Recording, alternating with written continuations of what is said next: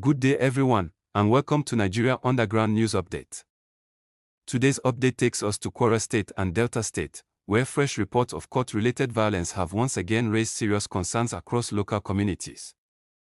We begin with the situation in Kwara State, a deadly clash linked to the Black Axe confraternity and the Eiye confraternity. But sadly, this story is not only about rival cult groups. It is also about the tragic death of an innocent young man who had no connection to cult activities. According to reports gathered from residents and even confirmed by rival cult members, the victim, identified as Abdulkader, was not a cultist. He was simply a young apprentice learning shoemaking and struggling to build a better future for himself. The incident reportedly happened on Friday, May 8.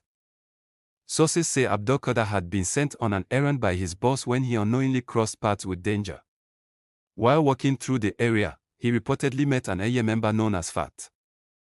Fat was allegedly being tracked by a Black Axe hit squad that had entered the Ojoaya area searching for him.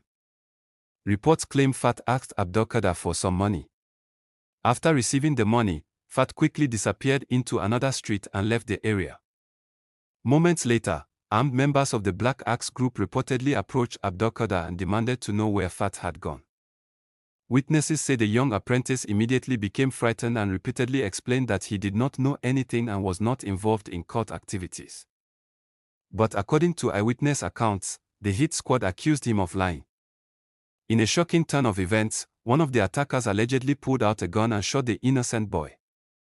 That single moment ended the life of a young man many described as calm, respectful, humble, and hardworking. Residents in the area say Abdulkader's death has left many people heartbroken and angry, especially after it became clear that he had no affiliation with any cult group. The graphic video connected to the incident is too disturbing to be shown here. Viewers who wish to see the full footage can find it on our Telegram channel. This tragic incident once again highlights the growing danger innocent civilians face whenever cult clashes erupt inside communities. Stay with us as we move to the Delta State update, where an internal conflict inside the Eiye confraternity reportedly led to one member taking the life of another member. Now let's move over to Delta State, precisely Obroka, where another deadly incident involving members of the Eiye confraternity has reportedly left one person dead and several properties destroyed. According to reports gathered from sources in the area, this was not a clash between rival cult groups. Instead, it was an internal conflict between two members of the same confraternity. The issue was said to have started over a drug-related dispute. Sources claim both individuals involved were drug dealers operating within the same environment and selling to the same group of customers. The member who lost his life was identified by the street name Blockchain.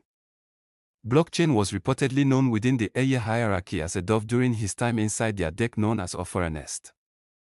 His alleged attacker was another Eiye member identified as Kokyo.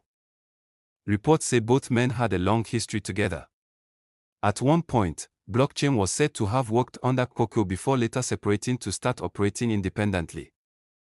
However, their relationship reportedly became hostile after disagreement over money and business dealings.